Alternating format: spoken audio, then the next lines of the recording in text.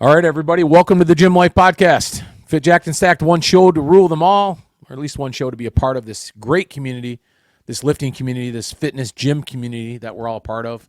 And I am certainly blessed to be able to get on at least once every week or so to talk about some of my favorite things, of course, and that being strongman, strength sports, of course, everything else too. You know, I'm a huge fan of everybody out there.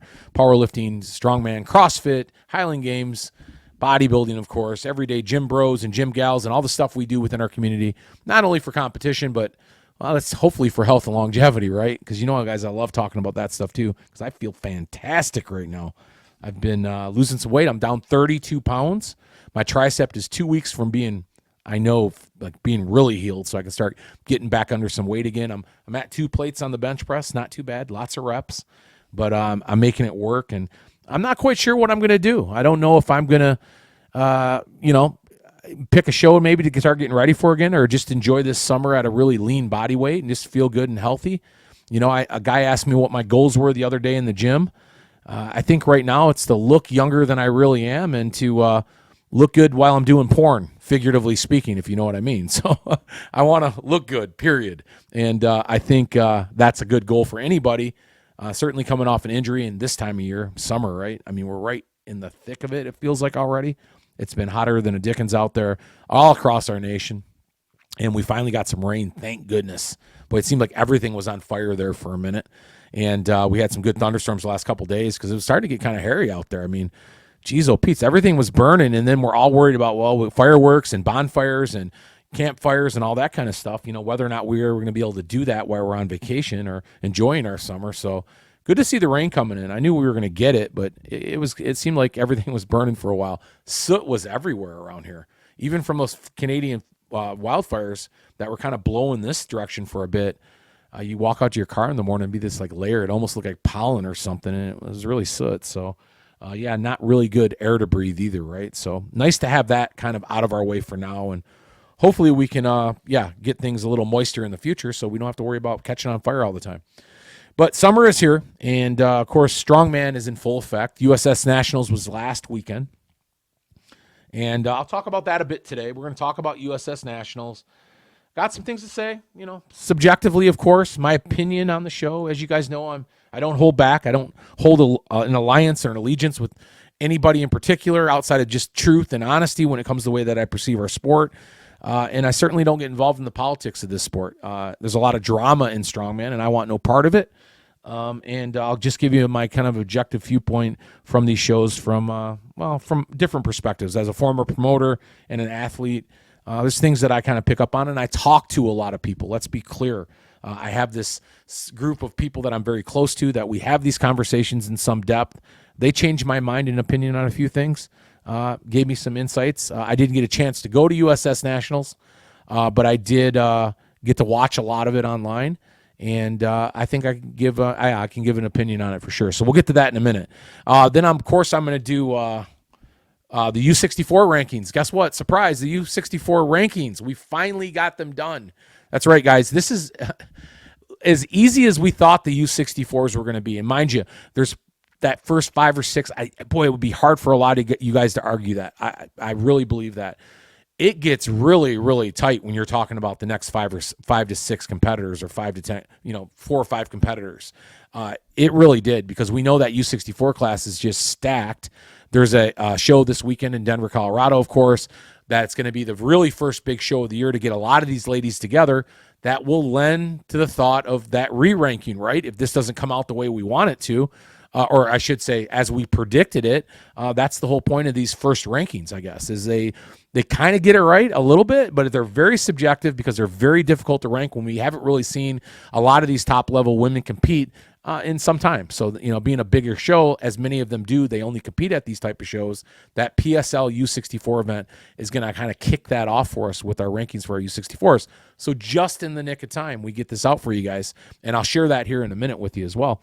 Then, of course, I'm going to talk a little bit about just some other things going on in the summertime. Maybe a good segue to that right now, because I'll get that out first, because there's a lot of things going on in the summertime, a lot of big events out there. There's a bunch that I could have written down and I didn't. One of them comes to mind, like the Central States, of course, that Masters competition. Of course, PSL is a part of that one now. The World Strength Games and what Ralph Avalon's doing with coming off of Ragnarok and producing that show. Of course, U90 Classic, Luke Davies over in England. A couple off the top of my head, Strongman Corp Regionals are going to start up soon. OSG qualifying is going to start up soon. Shaw Classic's coming on down the road. There's a lot of big things that happen in a course of about 3 or 4 months in the strongman community, and we're just now kicking it off, and a lot of you guys are getting ready out there. But one show in particular that I need to make light of right now, because it's that time of year, guys. Say hello to the Great Lakes Strongest Man. You're back, baby. That's right. George Bullard is doing it again. As many of you know, it's my favorite show out there. As far as an amateur promoted show goes. And it's not because George Bullard happens to be one of my best friends, and he is. It's simply because he produces one of the best shows on the planet. And it just so happens to be in my backyard, 3.5 hours away. And I don't have to drive a mile to it, which is not, or 1,000 miles to it, which is nice. And not only that, it's just the biggest and baddest event when it comes to amateur promotions. And I would argue against most professional promotions around, period. End of discussion. There's yet to be a promoter otherwise that can prove me wrong. And there's many of you out there that are my friends that do a great job promoting, and I champion you on all the time. However, George Bullard is still leading the way, as far as I'm concerned, with one of the best, if not the best and biggest promotion in the United States and globally when it comes to amateur promotions within the strongman community, and now in the CrossFit community. That's right. That's what makes this show great every year, is it just keeps getting bigger and better. George is a part of this promoter group that we have out there. Another person that comes to mind right away is Derek Owens, who continue to produce show after show each year better and better than previous shows. And that's kind of the whole point behind promoting, Don't get me wrong. Some of these shows that just remain at a good, steady, good pace, there's nothing wrong with that. We never want to go backwards. But when it comes to producing a show that's going to bring more spectators into our community and make more of a place or a destination for athletes, that's when these shows become really special. And the Great Lakes show, Great Lakes Strongest Man, now on its 5th year up there in Traverse City. I think 5th, right, George? 5th, yeah. It has become now widely known throughout the United States and beyond. And for good reason. Every year, George makes that show bigger and better. And I got there last year. They included the USS Pro. You guys know I don't follow that awful much. I'm not quite sure how it all works, but they added the USS Pro thing to it last year, which was cool, very cool. Steve Islis was there, Chad Coy was there. These are friends of mine. I love these guys, so it was really good to see them. On top of that, he's also done things more logistically that are tighter. He's gotten a bigger spectating audience through the marketing that he does up there in Traverse City. And then go along with all that, he brings in the biggest and best sponsors that anybody can bring in out there, including some of these pro shows. It's amazing to me what George does with the sponsors in particular, because now his show has become such a hot item when it comes to not only sponsors within our strongman community, but locally. And listen, guys, if you're a promoter out there and you can't get the local sponsors on board, well, you have to kind of retool things a little bit to get them more involved, for sure. But George doesn't have a problem with that. There are people lined up out there to be a part of this show every year, and his phone is ringing before he makes the phone calls, which just bodes well for the type of work that he does up there to set himself up for success. Then on top of that, he goes outside of our strongman community, outside of the local community, and he talks to these sponsors that we want to get involved in our sport at a higher level, like more recently, Axon Sledge. Who doesn't know Axon Sledge? And Seth Feroci and everything that he does for the bodybuilding community. So George has really created a really cool template for a great show up there every year, and I always ask myself, how much better can it get? And he does it again this year. He brings in the Great Lakes Fittest to kind of pull a little bit of a Rogue Invitational thing off on this show this year, where he's got an official CrossFit event. That's a team event that's going to bring in 100-plus CrossFit competitors that are going to be on this baseball field, the Traverse City Pit Spitters at Turtle Creek Stadium, which, by the way, is one of the most beautiful pro baseball stadiums around. I think it's like AA ball. And it could be a professional park anywhere else as well. At a higher level, it is the most beautiful backdrop to host a show. outside of maybe some of these stadiums or these huge event centers that like the CrossFit Games or maybe Shaw Classic and some of these other ones have access to. And I would even argue that because with the backdrop of Traverse City, the lakes, the beautiful blue sky and all that, no rain, right, George? No rain. It doesn't get any better for a spectator to be a part of that scene up there at the end of the summer. And this year he's bringing in CrossFit to be a part of that. So not only did this audience of hundreds of spectators, I think we had about 450 or 500 last year, it's going to double or triple in size because you know how these CrossFitters travel. Not only is there going to be 100 plus competitors coming in to mix with 150 strongman competitors across this baseball field, right? He's going to have strongman on one side of it, and the CrossFitters are going to be doing all their stuff most likely within the outfield. It is going to be an amazing spectacle to watch. And this has now become a destination for an entire fitness community up there because having CrossFit a part of this, as we all know out there, is a huge thing when it comes to our sport because these audiences cross over because they relate. And many of those athletes cross over too, both from strongman to CrossFit and CrossFit to strongman. So it's a perfect marriage. George pulled it off. He's got CrossFit involved, of course, as an official CrossFit Games up there, or this team event. Now 150 strongman competitors of the highest caliber in our open classes, our in all weight classes, of course, men's and women, and of course his novice class, which is always huge every year. That brings in a new crop of strong men and strong women within our sport, which is the perfect caveat to all of this when it comes to how big that show is and what it means to not only the strongman community, but now that Traverse City community more than ever. Maybe I'll let this out of the bag, George. I think I will. I don't think it's going to hurt your odds because I think you're going to have success with it, despite the fact that I'm going to mention it today. But I just had a conversation with George on the phone a couple days ago, and he was really excited about having the Traverse City Tourism Bureau or whatever that organization is, right, that runs this tourism for these cities all around the United States in particular. Well, Traverse City is a big destination, guys. It's a global destination for a lot of people because of the wineries and the Great Lakes, the bays, of course, the Traverse City bays up there, and of course the Sleeping Bear Sand Dunes just off to the west there on Lake Michigan, and just a plethora of other tourist opportunities are there, including camping and fishing and hiking and hunting and all that kind of stuff up there in the great north or the Gold Coast of Michigan up there in the tip of the thumb or tip of the mitt. The tourism is huge up there. So to have Traverse City Tourism or the city of Traverse City want to talk to George about making that event now and supporting that event, not just from supporting it on the local radio station or a couple television promos, but to make that a part of their calendar year up there every year and to bring more light to our strongman community in this promotion, it doesn't get any bigger than that.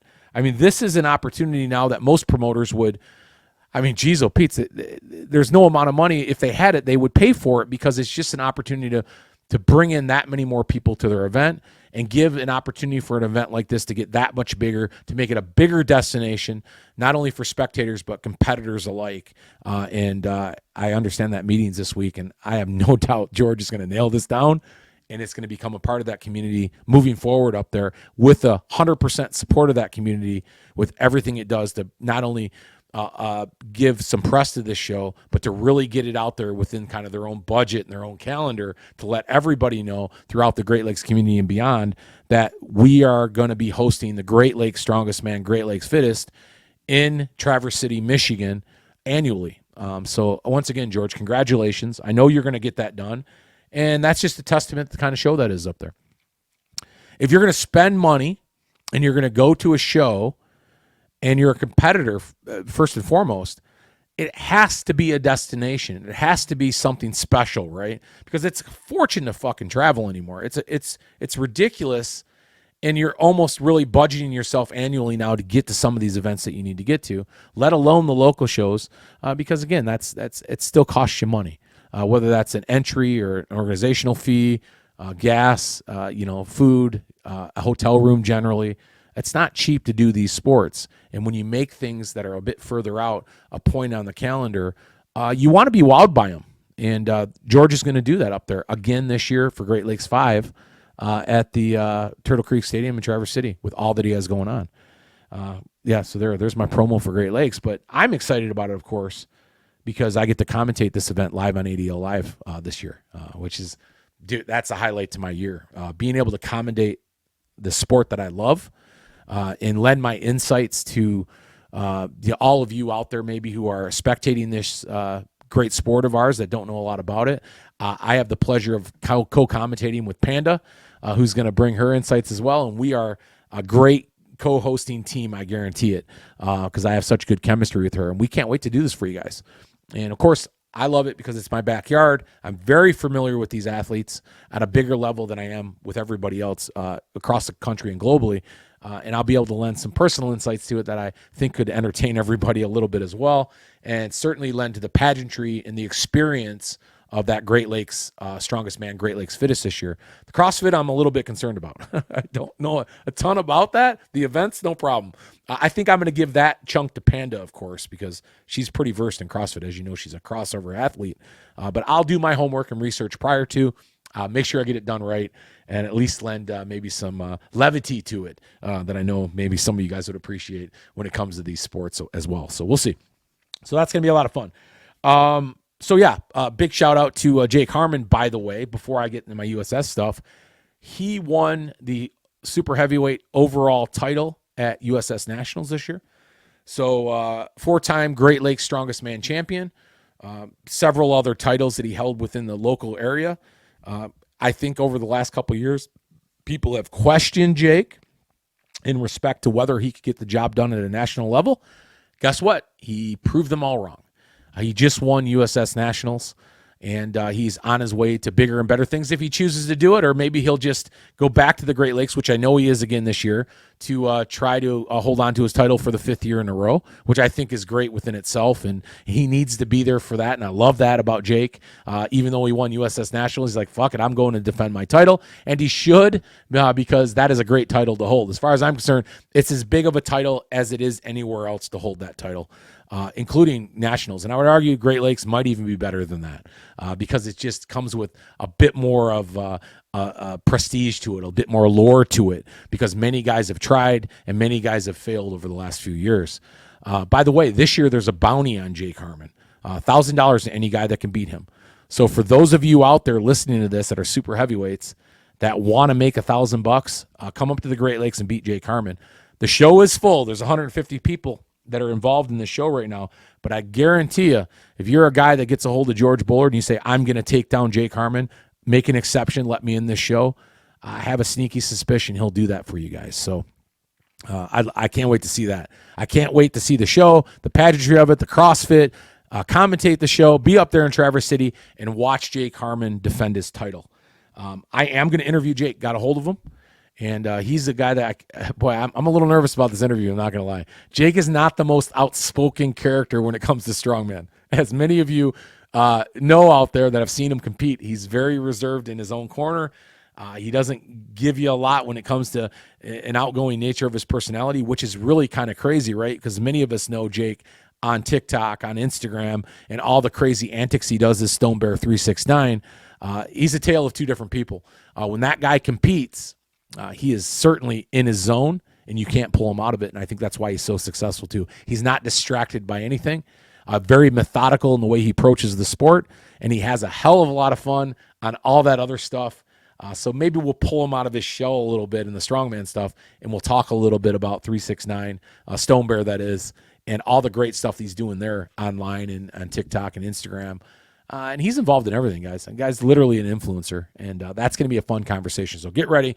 Jake's making his schedule work for me. He's very busy this time of year, and we're going to get him on soon. So hold tight. If not, we'll get him on up there in Traverse City. I'll talk to him for an hour the day before the show after weigh-ins or something. So we'll get that done. So Great Lakes Strongest Man, can't wait. One more quick shout-out here today is to Feats of Strength 2. That is the Kalamazoo show for the Feats of Strength. That would be Jeremy. I can't remember your last name now. Darn it. And I should have wrote down in my notes. No surprise, right? I do this for everybody all the time. I get George's dates wrong for his show. Yours, I believe, is August 12th, August 14th. Matter of fact, I'm going to look right now just because I owe that to you for messing up your last name. It is going to be August 12th. That's the date of that show. And I'm going to be co-commentating that show with Inez Carrasquillo. So that'll be a lot of fun. That's at Raw Strength in Kalamazoo, and I think they just changed the venue. I saw the post, Jeremy. You changed the venue to a brewery, which is super cool. That's going to be a big show in its second year because everything that Jeremy does there at Raw Strength is big. He brings in strongman pros and powerlifting pros. He had Ed Cohn there, I believe. I know he had Inez there for a seminar not too long ago. He's always doing things within the powerlifting community, powerlifting events, different types of course, strongman events and everything else he's got going on there. He really is making that Raw Strength in Kalamazoo a destination gym, which I love. So if you're a competitor, you're within the strength community, that's where you want to be. Super cool, including Highland Games, I think. I thought I seen something where we had some Highland Games training going on there as well. But I'll get some more information from Jeremy on everything that he's got going on there at Raw Strength for all you folks within the Great Lakes community that can make that a part of part of your calendar sometime during the year. Certainly that Raw Strength 2, Feats of Raw Strength, or Feats of Strength, excuse me. That's going to be a great event. So I look forward to that as well. So that's a couple things that I got on my calendar for the summertime. And after that, I just don't know, honestly. At this point, things are tight, man. Things are really tight. The cost of travel is just stupid out there. It really is. Get to the point anymore where it's really just a testament to how much these folks love our sport sometimes as much as they spend to travel to get to where they need to go to compete. Which I'll talk about that here next. Let me take a drink of water. All that rambling about Great Lakes, although I love it. Can you guys tell I'm excited about it? I am every year. I've kind of been holding back. I caught some flack from you guys last year because I started talking about it like in February. I ran out of shit to talk about by like May. I had to fire myself back up again. But I told George this year, I said, I'm not starting until June, man. I'm not going to do it till I know summer's here. There's just too much good stuff to talk about. But I will have him on like I do every year, and we'll talk about this show. And he'll lend some, I know he'll lend some fire to this conversation for sure. So USS Nationals. This is oh boy, here I go. But listen, guys, I want to preface this by saying to you, I'm not trying to hurt anybody's feelings out there. Not that any of you care, right? I know you're all tougher than that. You got thicker skin than that, right? I hope. I don't play politics in this sport. I know a lot of folks that are my friends that I will say things about stuff they do if it falls into the realm of something to talk about when it comes to a promotion or something, right? It's kind of public knowledge. We want to have these conversations. So this is a bit of a review. That's all it is, just a review. And you know that I mentioned it before on other shows that I did. I'm not trying to hurt anybody's feelings. So don't get your panties into a bunch out there. This is just a little constructive criticism. And if you want to review my show, go ahead. Tell me I'm an asshole. I don't care. If that's what you really believe, then send it my way, and maybe I'll change a few things to make myself format a little better for you. But in any case, I mean, we have to have these conversations, right? And there's some things that I liked about the show, and there's a list of things that I scratched my head about and a couple things I didn't like. So yeah, no reason to get too upset over this. However, I will say this. It seems to me and within our community, the strongman community, and men and women in our community that compete, they're very humble. They're very quiet. It's almost as if they're afraid to speak out about things because they feel privileged or lucky to be able to compete. And I'll tell you right now, guys, those days are over. And what I mean is promoters are lucky to have you compete. Remember that. And to be a part of these shows because it's the athletes that make these shows. It's not the promotions and it's not the organizations. And you need to demand more. And I'm going to say that as kind of a prelude to this conversation. You just need to demand more. We can't, at the cost of things today and within our community, to do things. When we spend a lot of money on a show, and I'll use USS Nationals as an example, $150 entry on this show in Texas. If you didn't live somewhere within a 3 or 4 hour, 5, 6, 8 hour driving distance, you were buying a plane ticket to get there. And then when you're there, you're probably staying for at least 2, probably 3 nights. So it's $2,000 to go to this competition, which for most of you guys out there that competed there or are considering to compete in the future, it would be the most expensive show that you've ever done.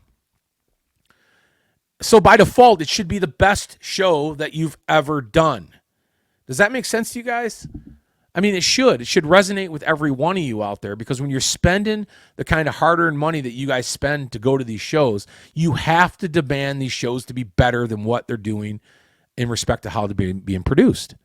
And some of the things I saw at the USS Nationals through a lot of time watching it on the internet, And then, of course, talking to verify some of these things with many people that I know that went to this show. It's worth mentioning because, quite honestly, if I was a competitor at the show and I competed there and I spent that kind of money, I want to come away with an experience I'll never forget. And I don't believe a lot of you did. And I don't believe a lot of you are even going to say anything about it. So I'm going to say some things for you right now. So first off, let me get to the stuff I loved about USS Nationals. They got the time right this year. I'll give them credit for that. 600 competitors. At least I counted it. I heard some things back and forth. Finally, I just went on Iron Podium. I counted down the spots. I think I counted 603. Of course, that gets difficult to do after a while, right? Guys, you start getting blurry a little bit in your eyes. But I think it was 603. Roughly 100 Masters competitors, 100 plus, which I love, by the way. A perfect example of our sport growing and people training smarter, better, and staying in the sport longer. We love our sport being generational. So that I love. That was one of the highlights for me was how big that Masters class was. Shout out to you, Albie Mulshaney. He won the 50-plus USS Nationals. And he said he was going to. He was going there for that reason. He's been recovering from injuries over the last couple of years. He had a tough go at it. I've talked to Albie a little bit in some of the stuff that we've done and heard some of his conversations. So congratulations, Albie. That was really cool to see. Albie did a Christmas special with me last year. So he's always been a guy that I've looked out for since, and I love to see that. And he deserved it. And not only did he win it, according to the points, he won it in pretty impressive fashion as well. So congratulations, Albie. So the Masters class was awesome, men and women alike. True testament to our sport, the growth of our sport, and the retention of our sport, keeping athletes involved later in life. Let's face it, we need our Masters competitors. It makes for better competitions, and it makes for some exciting competitions anymore. Our teen classes. I had a teen class there. I know Strongman Corp does a teen nationals, I think. And if I'm not mistaken, they still do teen nationals and they do a nationals. I have no problem with that. That's no knock on Strongman Corp. They might have a lot more teenage competitors than maybe USS does. I know USS had quite a few. But I like the fact that teens compete with all of our other classes, in large part because if I was a teen, there's a lot of people I look up to in the sport that may not be just on World's Strongest Man, that do great feats of strength that I want to witness them, or I want to meet them, or I want to compete next to them if I train with them. So I really think that's really cool that teens are a part of this event as well. And then, of course, I mentioned the time. When you have 600 plus competitors and you get it done within 8 hours, which I think it did. The women went off a little sooner. Men came on. Overall, they got the contest done about 8 o'clock that night. And I think it was roughly 7 or 8 hours for both those flights going off. Not bad. Way better than nationals of the past, that's for sure. Nobody wants to do a 12-hour show.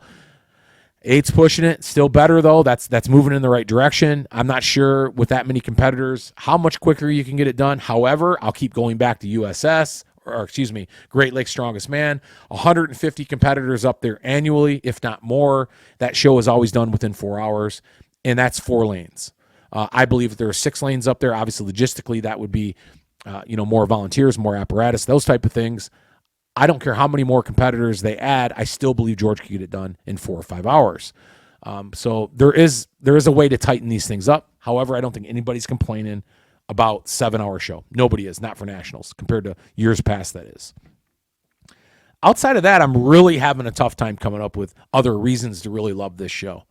Again, I want to make sure that my point is heard loud and clear, that when we talk about nationals in any sport, powerlifting, I guess CrossFit regionals or however they describe it, Highland Games, if there's however they describe it, whatever sport that may be within our lifting community, you expect a production. You expect the best show you're going to go to because you're spending a fortune to go to it. And by default, we should see the best apparatus. We should see the best events. We should see things logistically perfect, the opportunities to warm up, the expediters, prize packages, goodie bags, the pageantry of the show. Everything should be the best if you're talking about a nationals, the biggest show that many of these folks, guys and gals alike, will ever compete at, outside of maybe an invite here or there, or maybe you know what I'm saying, the Arnold or something, if you make it to that show, again, as an invite. And I don't even know why I even said that, because honestly, we all know that's not a great show anyhow. But you know what I'm saying? This should be the best show out there. It wasn't. It just wasn't. First off, I will say this. I'll kind of go down my list. There's too many classes in USS. There's too many classes. I'm going to read them off to you guys. See if you can stay with me here. And I'm not sure what the logic is behind this, but you have the for the women, right? 123 and under, 165 and under. You got the super heavyweight. You got the super heavyweight over 242, super heavyweight plus whatever that is. Then you have the open men heavyweight, open men super heavyweight, 198 and under, 181 and under, 148 and under, 132 and or I'm sorry, let me back up again. See, that's how confusing this is. Here's the women: 123 and under, 165 and under, super heavyweight over 242.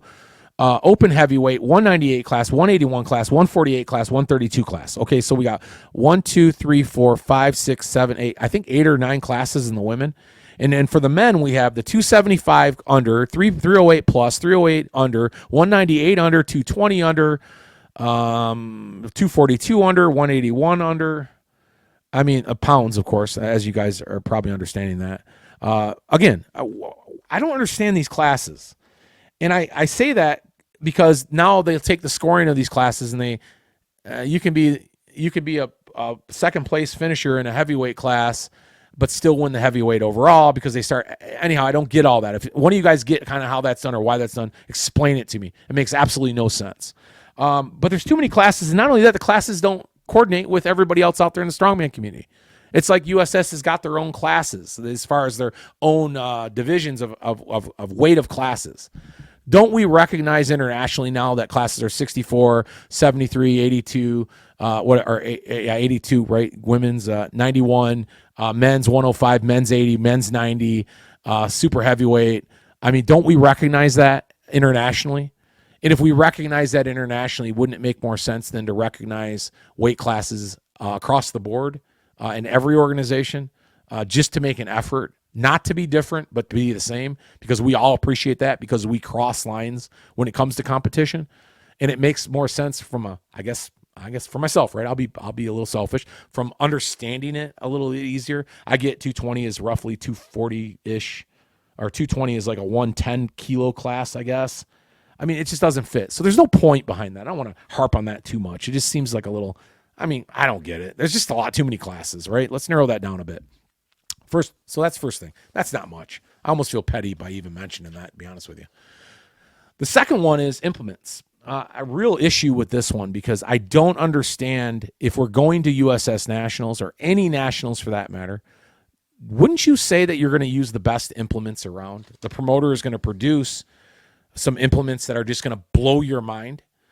Give you an example. The axle bars they use were Schedule 40 pipe, hollow pipe axle bars. We all know what those are, because most of us, that's all we can afford for our home gym, or that's all we can afford, or the gym owner will afford to buy for you to use at his gym.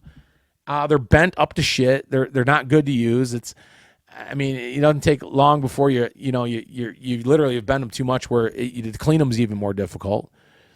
What's the point? Why wouldn't they do a solid bar, a knurled bar there? Again, it's USS Nationals. I want an opportunity, if I'm spending this much money, to go to a competition where the promoter has put together events that I get to use, at least for most of us, don't have an opportunity to compete with anywhere else. Things that I see on TV with some of the professional organizations, or the higher level giants of the world, and the WSMs, and even PSLs, or some of these other events that are out there that provide some equipment that is just top notch. I would think that the money that I'm spending deserves that. I would think. Does anybody see any problem with that besides me? So that's a big issue that I have there. I mean, come on. You had to buy 8 axle bars. Why not buy 8 knurled solid axle bars? I don't understand it. They're not like crazy expensive. However, it wasn't done. The second issue I had with implements was the coin hold. If I'm going to a nationals competition and the best you can come up with is a coin hold, like many of you guys know a hammer hold out there, right? Or a plate hold or a hammer hold, anything out in front of you, 2 arms extended. Is that the best you can come up with, is a coin hold? Again, am I missing something here, guys? Out of all the events that are known in strongman, all the cool events that some show of this caliber and at this level could have done, the best thing they're going to do is a coin hold, or one of the 5 events is going to be a coin hold. I tried to understand that logistically, like, well, maybe they did it because of time. Well, no, that wouldn't make sense, because most people hold that for a significant amount of a minute, right? 30 seconds, 40 seconds, up to a minute. So that's not going to speed things up by any stretch. Logistically, space, well, I mean, again, you're standing there. There's a lot of things statically you could do. I mean, honestly, I don't see any reason for it from a logistical viewpoint why they would have had a coin hold, other than just to make it easy on ourselves to do a fucking coin hold. I don't get it. And nor do I want my USS national champions, arguably supposed to be some of the best athletes in the United States and the world for that matter, competing, winning and losing over a freaking coin hold. Certainly one of the more subjectively judged events out there. As many of you know, if you watch these videos, and the disparity between where guys' arm placement was as to where they could lower it before they were, called out. And to no knock on the judges, again, it's a very subjective event to judge. So how could you get it right across the board with several lanes running, with several different judges, all kind of in their own way determining what that space is where you can drop, where you're allowed to stay in or allowed, or whether you're called out? Because we all know that if we've ever done that hammer hold, it's a fine line. I can drop my arm an inch and I can find a happy spot again. Or, you know what I'm saying? So it's not the best event to find your overall champion at a USS Nationals, or any Nationals for that matter. So that was a big disappointment. What was the other one? The other disappointment I had? Wagon wheel was good. I didn't mind that. So there you go. That's a positive. The wagon wheel 18-inch was fine, and we all know that's a very staple event within Strongman, and that's something guys would see above and beyond Nationals and get an opportunity to use throughout the year, and that's generally a crowd favorite because some guys can pull some serious weight on that. This is the other one, the 5-lever deadlift. Guys, I don't know where this all started at out there, and maybe I'm the only one that will say this, but that is a stupid event. I'm gonna either win or lose that event based on how quickly I can reattach a handle to an eyelet. I mean, listen, if your dexterity is a little off, which I would argue that we all have a problem with that in the gym on the multi-station, that could cost me the event for one, to have to move a handle 5 times down essentially a piece of steel or a log or something. And then secondly, it's not very favorable as far as a spectating event goes, because none of us really know what really the weight is once you move down to that 5th eyelet. I don't know. I see what's on the end. It generally goes up pretty easy the first couple. But from a spectating point of view, isn't that kind of the whole point? To have that resonate with your audience a bit, is to go, wow, how much does that weigh? I've heard guys talk about it after the event going, I have no clue what that weighed. That's not what we want to hear in Strongman. We want to know what the weight is. And certainly if we're spectating, we want to know what the weight is. At least after we do it, like, oh, that was 1,000 pounds. It was tough as shit. I don't know why we're doing this 5-lever deadlift stuff. It certainly is a kind of a version of a Ukrainian. I know a lot of guys trained it like that. And I think I've seen it around now in some home gyms and things, which is great. I think it's a great home gym apparatus as an easy way to kind of add weight through leverage and have some fun in training. But to make that a part of an actual event, I know a few of you guys have done that out there in some smaller events. It's not a national worthy event. And again, maybe that had something to do with the setup. Maybe that had something to do with the space that they were utilizing there. But that's no excuse either, because if you know you're expecting 600 people to compete, you better do it at a venue that allows you the space to choose any type of apparatus that you want to use, and money should be no excuse. If I have 8 lanes running, whatever I need, I should be able to build.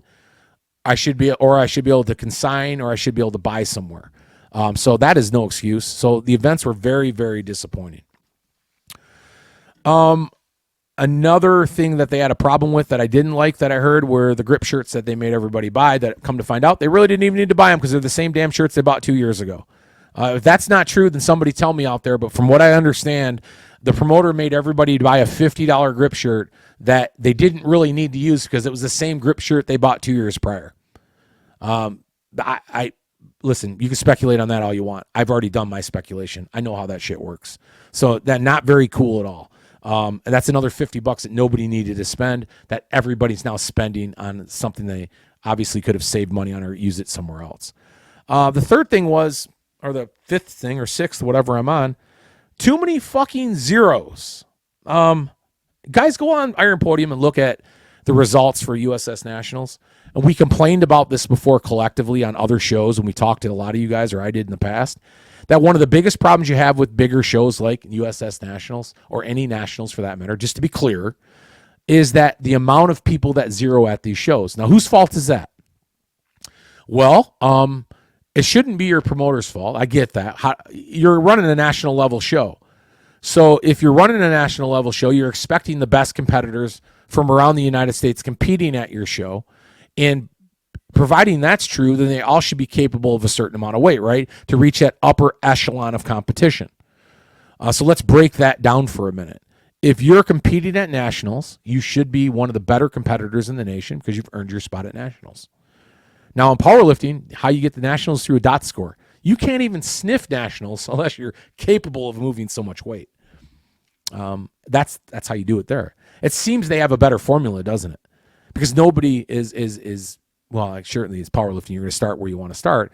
But at Strongman, you can't have a nationals where, oh, by the way, 33 zeros, 33 guys in the under 308 class, which I believe only had 60 competitors. So over 50% of the guys zeroed on the axle cleaning press.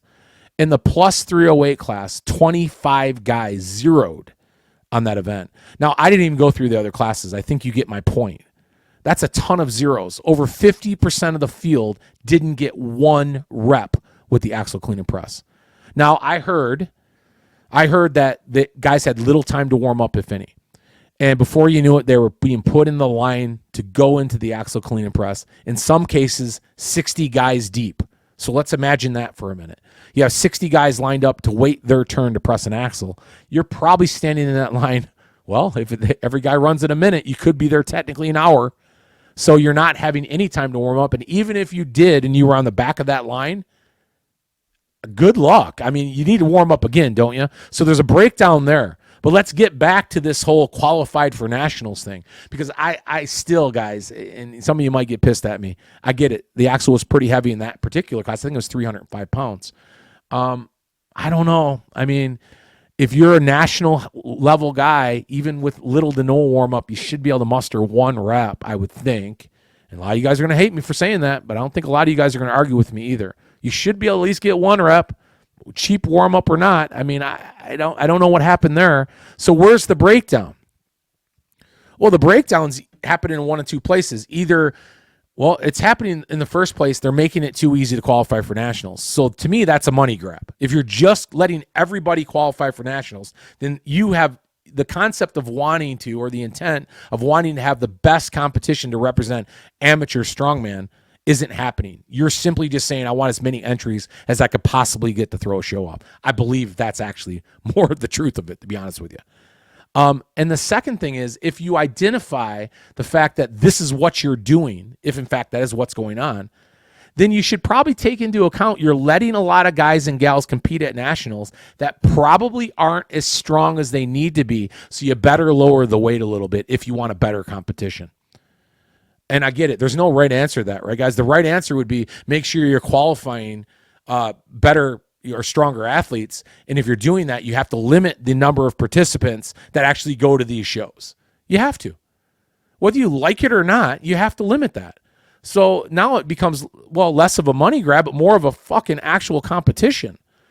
Because ultimately, if you're not getting at least half the field that's completing the first event, there's a ton of disparity there and nobody's catching up. And chances are, if a guy's not good enough to do a press at that weight for one at nationals, then more likely he's going to struggle in other events, unless he's just flat out a shitty presser, which I guess it happens from time to time. But more than likely, that's indicative of a guy that's just not strong enough yet to compete at that level. So, there's a real question marks here, and I'm saying it for all of you out there, that if we have this big of a field at nationals, the largest show to represent amateur strongmen and strong women out there, then what is the fucking problem? If it's not just a money grab to grab entry fees, because certainly they're not getting guys and gals that are qualified to compete at that high level if they can't muster a single rep in any one particular event. Now, I get it. There are some one-offs to that. If you had, and my friend Luke Davies would say it best, and I'm going to paraphrase the shit out of him right now because I can't remember exactly how he said it, but you're gonna kind of come up with a number that best suits the entire field. You're going to have some guys that are going to have an easier time with it that are going to pull off 10 or 12 reps, but a majority of your field's going to fall into that, 3 to 10 rep range where you might only have a few outliers then that come up with a 0. That's strongman. Okay, we can't make it easy for everybody, but when you make it so where you allow anybody to qualify no matter how strong they really are to compete at a level of competition like nationals, then you better not have 50% of the field fucking zeroing. Anyhow, I can go on from there because the wagon wheel deadlift wasn't much better at 700 pounds in those classes. And I think in the 220 class in particular, there was a lot more guys that struggled, but this was a common thing across most of the events. And I should say just particularly those two, because most likely everybody at a coin hold is going to manage a few seconds, right? Nobody's going to zero that. Nobody's going to zero the sandbag drag. However, there were, I think, a couple guys that did. Well, okay, well, there you go. Those are the outliers. Not a ton of guys finished that event. So the sandbag drag probably was realistic at, I think it was 600 pounds at that weight class. The 5 lever deadlift, okay, well, everybody's going to manage a rep or two, so not terrible. I'm other than the event itself, it's not something I'm a huge fan of, or the coin hold. But again, when you have the disparity you have in the wagon wheel deadlift and the axle clean and press, is the real problem then the strength of your athletes, or you're just qualifying your athletes too easy? And I would think it would be the latter. You are. What's the solution to that? I got one for you. Don't make it a money grab. Actually make sure there's shows that guys qualify at, that they win based on the type of weight that's being performed. I mean, back in the day, Strongman Corp, and they still might, again, I'm not versed in Strongman Corp as well as I should be. They had platinum and pro-am shows. If you competed at those shows, you would actually then qualify, of course, to compete at nationals. But you also knew these guys were capable of doing the weight because they were essentially working with pro weight, however that's determined. Now, even the other shows, whether it was a silver gold show or a silver gold platinum, they would only allow X amount of competitors to qualify, but even that was always in question. Because if a guy is good enough to win a show or to be at that level, he shouldn't be competing at the silver shows or the low amateur shows anyhow, because ultimately they shouldn't be qualifying for anything other than experience to go to another show of a higher caliber that maybe presents a different platform to launch themselves from there. So again, I had a huge problem with that. It was probably the biggest issue of the show, which leads me to my final point. My final point, a money grab. It's a money grab. I'm going to say it. Again, this is my review. I'm being subjective about this. Nationals is a money grab because you're telling guys to come to nationals for the best experience, or what arguably should be the best experience in their entire strongman career to that point, or their hobby, their sport. Because making it to the top level of any sport should be able to provide that type of atmosphere and experience for anybody. They don't get that. They don't get the best implements. They're not provided the best opportunity for success. They're certainly not getting the best opportunity logistically to perform at the highest level. And they're spending a fortune to get there. And you're allowing 600 people, of course, being repetitive, to come into your show. It's a money grab. Plain and simple, it's a money grab. Because they should deserve and they should get a better experience than they get at that level than any other show in the United States. I kind of I'm getting a little heated about it. I got it. I'm going to make a lot of people mad out there saying it, probably particularly USS and the promoter. Listen, it is what it is. I'm probably not the only one saying it to themselves. I'm just voicing it on a podcast today. But it's a subjective review and an honest opinion of what's going on when it comes to some of these shows. Maybe this isn't the only one, but this is the one we're talking about today at a high level that's doing this now when it comes to strongmen and strong women competing. So whose fault is it? It's your fault. All you competitors out there, it's your fault. Because you shouldn't support shows that don't provide better opportunity for you, a better experience for you, and more bang for your buck. And you're doing it time and time again. And the same result you're getting. You need to start standing up for who you are in the sport. You're a competitor. You're who makes this sport go round and round.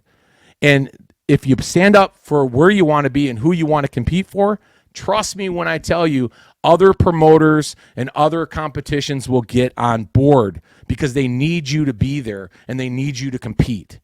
And these promoters, like George Bullard, like Chad Coy, like Jeremy, and like these others that we've spoke about on the show that go out of their way time and time again to continue to make their shows bigger and better and a better experience for all of you, you need to support shows like that more because they are going to, they're going to pay you the way you should be paid. Short of actually a paycheck, they're going to give you an experience that you deserve. So, yeah, sorry about that. That was a rant, and I'm going to break that up. And again, I'm not trying to hurt anybody's feelings, and I'm not trying to, it just sometimes some things just need to be said. That's all I'm getting at. Last thing about all this, and this isn't just a USS thing. This is every promoter thing, but you would expect it from certain people. Strongman Corp, USS, PSL. You expect it from the people at the Arnold, which they do a great job of it. You expect it from Ultimate Strongman. You expect it from SCL. You expect it from Giants. You expect it from World's Strongest Man, but you don't get it from all of them. And another reason why you got to question sometimes how you're spending your money. Because if you're not getting this in return, at least this in return, then what are you really doing other than just giving your money away? Social media needs to be a platform that's utilized by every big promoter out there or small to give as much value to this sport as they possibly can, let alone the athletes. The athletes deserve it. They compete hard, they train hard, and they spend their money. They don't make anything doing this sport. So at the very least, you can give them a little press, some accolades for what they've done and how they've trained and how they've performed. Show their videos. Show some of this event. Show them on the podium. Talk about them. Do your own review. Give them some love. And I never see that. I shouldn't say I never see that. I didn't see a lot of it here at all. And it really upsets me because the athletes need to come first, not how much money is being gathered by any particular show or promotion. And it's not all about that. It's about the athletes first, and it needs to be because everything else will fall in place. It won't be the entry fees anymore you'll be worried about. It'll be the big sponsors that you're getting and the big participants from the local community when it comes to press and marketing and all the other things that are invaluable to a promoter outside of an entry fee of an athlete. Because that's where the sport really is going to grow, and that's where it's going to take off. When we start looking outside the lines of what entry fee and organizational fee draws in, we have to give more back. And the only way that we're going to do that or demand that, guys, is if you get out there and you demand it from your promoters. And the only way to do that is don't support shows that don't give back in some way, shape, or form. And I get it on all levels. That's a little bit different. But the bigger shows out there, the shows that come around year after year, but only produce the same product year after year and maybe start charging you more and giving you less, they need to be held accountable. That's all I'm going to say about that. Yep, start the world on fire. Didn't I just say all the forest fires were done, or at least rained out this weekend? I just started them back up in the strongman community. You're welcome. I'm sorry. Okay. So getting on with my rant here. Getting off a rant because we're going to get on some real good stuff here. And I'm going to break this show up. As many of you know, I put this show out on on Facebook, or not Facebook, Instagram, it's social media. I put this out on all listening platforms. And I also put it on YouTube. However, if you're listening to it on an either or YouTube or the listening platforms, I also break this show up into segments so it's a little bit easier listening than just hearing me ramble on the entire time. So I'll break that portion up about Nationals, of course.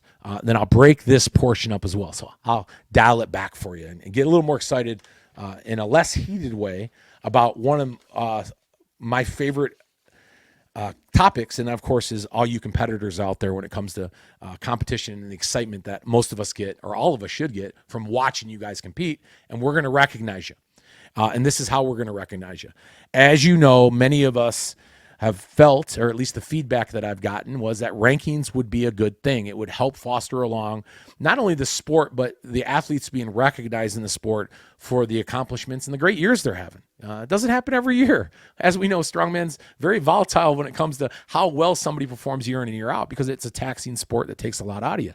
But some people have great years. They should be talked about. And the best way to do that within our community is come up with a system that allows us to rank these athletes so we can have these conversations about these athletes when they're getting ready to compete, whether that's in a head-to-head competition, at a big event, maybe a record breaker, something along those lines that we can recognize, our better athletes in the sport, and also give other athletes in the sport an opportunity to set some goals to make this, I hope, at least someday, I hope you guys look at this and go, man, I want to make that top 10 someday. Because I hope this official strongman rankings becomes a part of our sport that allows people to, put that on their goal list as well. Because I hope that we can do something cool with these rankings someday that allow us to recognize you athletes even more through competition and, paying you back, I guess, if we can come up with a way to do that by an end-of-year rankings or end-of-year competition. But in the meantime, it gives all of us spectators as well an opportunity to follow you guys along, get to know you, and have some clue as to who we should be watching in the sport so we can get more familiar with you and, become fans. I think that's the biggest thing. Because like a lot of sports, I may not know a lot about college football outside of my own bubble in the Great Lakes or the Big Ten community. But when I see the rankings come out, it gets my eyes on other teams I wouldn't generally look at because I'm curious about them now. And that's much like what I want these rankings to do, or all of us want these rankings to do for all of you guys out there. We want you to be able to look at them, have a conversation about them, get mad about them, get fired up about people that you root for, start a conversation, create some back and forth from this and give us some feedback too. Because this is something we want to, I get it. It's going to heat some people up, but we want it to be fun and we want it to be a part of this community moving forward because we can allow then our spectators to see some names maybe they wouldn't see and become more familiar with them, become bigger fans of the sport and bigger fans of our athletes. If that made any sense to you. So here we go. So we have a rankings group. I think we'll announce that on our Instagram when we start our rankings group on the Instagram, which will be this week. So you guys are getting a sneak peek into these rankings. We're going to announce these people that are involved in this. So I'll hold that thought for now because we have more people coming on board to make this group even bigger, to give us a more detailed look at who needs to be mentioned in these rankings. And, of course, mathematically, how they're put in there according to how they're ranked by each individual AP poller, I guess, right? Or person that's being put in this place. And if you think there's guys or gals out there, by the way, that would make for good representatives in this group that we put together, they don't need to know everything about the sport. Maybe just a lot about their demographic because we learn from one another as well. Have them get a hold of me because I think the more the merrier in this because it's going to give us a broader look at the community at large globally, and it's really going to allow us to narrow it down and start a conversation about people that deserve the conversation to be started about. This group, right, this rankings group, we spent the last couple weeks dissecting a lot of competitions over the last year, let's say. Not just OSC, but Champions League and SCL and PSL and Arnold and the Nationals and Shaw Classic and OSG and, the bigger events that would arguably have the best athletes at, right? Because if you're not competing at that level, then you can't really argue. It just means that you're not ready to compete at a high level or you're just dodging the competition, I guess. And you might be an outlier that deserves to be mentioned on this list, but you don't compete at a real high level. It's going to be hard to find you, and it's going to be hard to make an argument for you because there is some head-to-head involved in this. There's finishing and placing in competition, where you're competing, of course, at what level, and head-to-head part of that competition, where your finish is, but not necessarily any one is more important than the other. It's a combination of all those things. Because as you'll see on this list or here on this list, there's going to be some strong women on the 64 list that you go, wait a minute, OSG, she was here, but she was here. We're not using one show to determine where these rankings need to be. And by default, in the past, we've always kind of used OSG as that. I think some of us would agree. When we see OSG rankings, we go, oh, well, that's your top 10. That's how that should fall. But that's not necessarily true, and we know that. Objectively, we need to look at it from all these different competitions because it's about consistency. It's also about events, as we know, and we're not all great in every event in strongman or strongwoman. So you shouldn't be penalized for that either. One year at OSG, you could be better than the next. But it needs to be looked at constructively, and I think we did a good job doing that. Now, I will say for the top 10, I'm really dragging this out here, aren't I? What I'm saying here is for the top 10, we had little disparity in our top 5. So I'll give you kind of a little behind the scenes of the way we were all talking about our 64s. 64s we felt like would be one of the easier classes to rank with little argument. I think most of you guys would agree with us out there. However, what we discovered was after our top 5, you could have took it out to top 15, top 20, and boy, it was tough. We really had to take a closer look at where these ladies fell, who they competed against, what their current state was in competition, when they last competed, and where they competed at. And it became a bit more tighter. I mean, when we did our mathematical calculations, there were 4 or 5 places out of like the 6 through 10 that were literally decided by less than like a point or 2.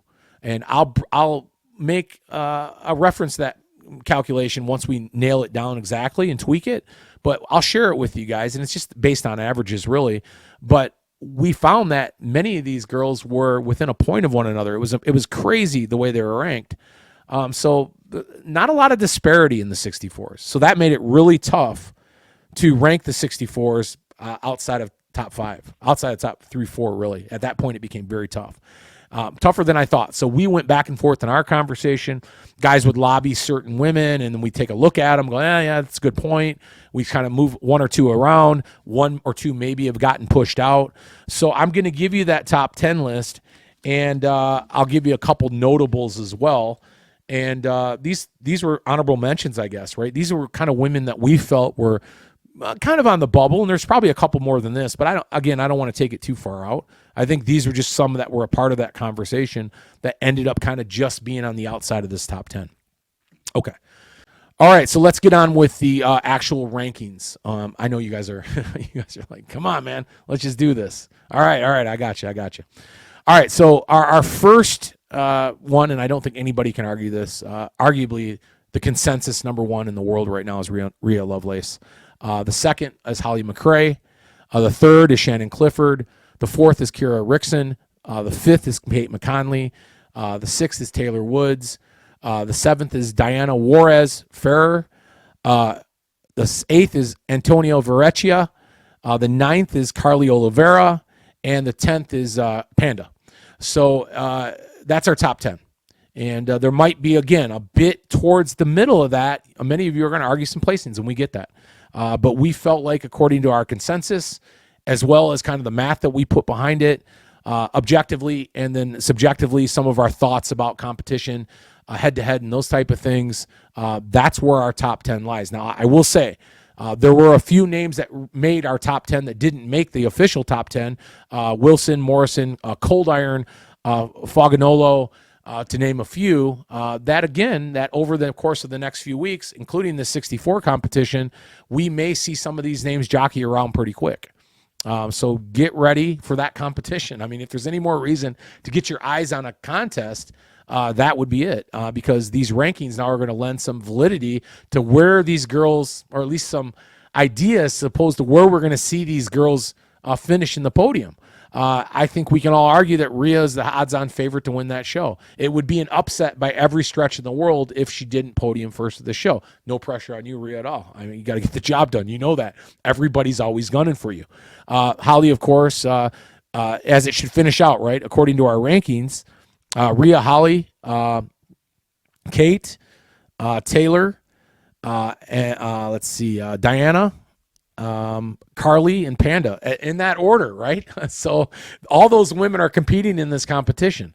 So by default, you would think if this was a perfect ranking system, we're going to see our top 7 go in that order: Rhea, Holly, Kate, Taylor, Diana, Carly, and Panda. But we all know it's probably not the way it's going to play out. So immediately that competition is going to have some impact on the way our rankings are, but that's okay. That's what we want. We know our rankings are going to start to play themselves out over the course of this year, and these are going to be tighter and tighter. And I get it. There's always going to be a subjective nature to them. However, we're going to get a really objective look at them at that point as we approach kind of maybe, late November, December, that kind of thing, when we come into the next season, post World's Strongest Man the following year. So, there you guys go. There's your top 10 U64 rankings. Our next ranking is going to be the U90s. And what better time to do the U90 than prior to the U90 Classic over there in St. Lytham, or St. Lytham St. Anne over there in England, and that being Luke Davies' Chaos Promotion Show. We have 30 of the best, minus a couple, and those will probably show up in our top 10, best U90 guys on the planet. So however we put that ranking together, it is going to be, it's going to be that show that's really going to take that ranking and turn it upside down on its head. Because we know that show is going to be contested and the cream will rise to the top. So as subjective as our first rankings are, I would argue we're going to be further off on that initial list than we are on the 64 list, as many of you probably would agree. So that's our next one, the U90s. As far as the PSL event goes this weekend, I think I'll just let the rankings speak for themselves. You guys need to get on adlpro.live. And do your live stream. I think it's like $15 or something. I don't know. I can't remember now. It's not much. I think you get a lot with that as far as discounting. They're doing a lot of promotions with this first live stream. So it's worth the penny you pay for it in respect to getting on and watching these girls and compete, which is the most important thing when it comes to lending your opinion to our rankings. If you're not watching these ladies compete, then you're not lending really much opinion when it comes to where you think they should be based on performance. Because as we all know in strong women or strongman, you can have the best show of your life, and it could be one event that could take you off the podium. And we're going to recognize that when it comes to our rankings sometimes as well. And you need to be able to lend to that conversation. So we encourage you, and this is no promo for PSL or ADL Live. This is actually for the sport and the love of the sport and wanting to get to know these athletes. Get on the live stream, watch the U64 show, and lend your opinion and start the conversation about our rankings and these athletes, because every one of them deserve to be recognized. So, moving on. There you go. This is a ton of rambling today, guys. I might be in so much trouble for this show, by the way. I give out the USS Nationals stuff, and it's flipping a bunch of people on top of their head right now going, this guy's a freaking asshole. I probably will be banned from every USS show on the planet now. Oh, crying my beer, I guess. But and then, of course, I lend a good opinion to the 64 ranking stuff. Yeah, you guys probably don't like that much either. But listen, that's not all me, by the way. The US 64 rankings, there's a bunch of guys involved in that. But that's where the consensus was, and that's where we ended up. The USS stuff, listen, I had a lot of conversations with a lot of guys. We talked in a great extent about what was there, what people were seeing, what people were saying. And I get it. It was a very heated opinion and a very heated review. Essentially, that's what a review is. And, nothing but love for the sport. But, some things need to change and some things need to be recognized, and they need to be talked about. Because if they're not talked about, they'll never change. So I'll leave you with that. Appreciate you guys joining the show today. I will, try to get back on right after the 64s. We'll do more of a post show for that next week. And, of course, we'll have a lot to lend to these rankings by then as well. And we'll keep you kind of updated a bit on the 90s, a little bit more about Great Lakes, what you got going on up there. George, I'm rooting for you with Traverse City. So be sure to give me the good news so I can pass it on to everybody else. Then, of course, anything else you guys want to add, throw my way, that kind of thing. Please do. I'm always here for you. So, stay fit, stay tuned, stay strong.